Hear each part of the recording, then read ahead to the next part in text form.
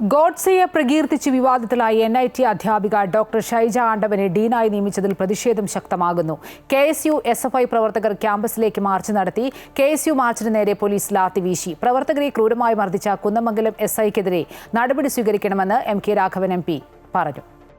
2024 ജനുവരിയിൽ ഗാന്ധിജിയുടെ രക്തസാക്ഷി ദിനത്തോടനുബന്ധിച്ച് സാമൂഹ്യ മാധ്യമത്തിലിട്ട പോസ്റ്റിനു താഴെ ഗോഡ്സെയെ പ്രകീർത്തിച്ച് ഡോക്ടർ ഷൈജ ആണ്ടവൻ കമന്റിട്ടത് വലിയ വിവാദമായിരുന്നു.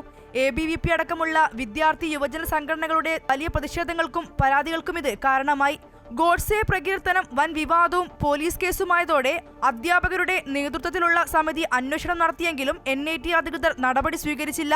പിന്നാലെയാണിപ്പോൾ പുതിയ നിയമനം.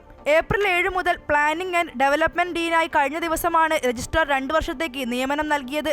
നിയമനത്തിൽ പ്രതിഷേധിച്ച് ക്യാമ്പസിലേക്ക് KSU നടത്തിയ മാർച്ച് സംഘർഷത്തിൽ കലാശിച്ചു.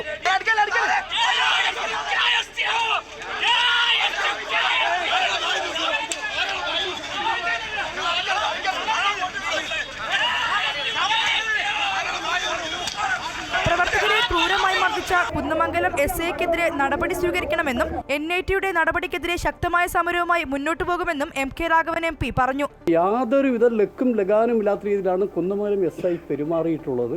അതുകൊണ്ട് ഞാൻ കമ്മീഷണറുമായി സംസാരിച്ചു. ഈ SIക്കെതിരെ നടപടി സ്വീകരിച്ചേ പറ്റൂ. കാരണം ഇത് സംസ്ഥാന ഗവൺമെൻറ്റിനെതിരായിട്ടുള്ള സമരമല്ല.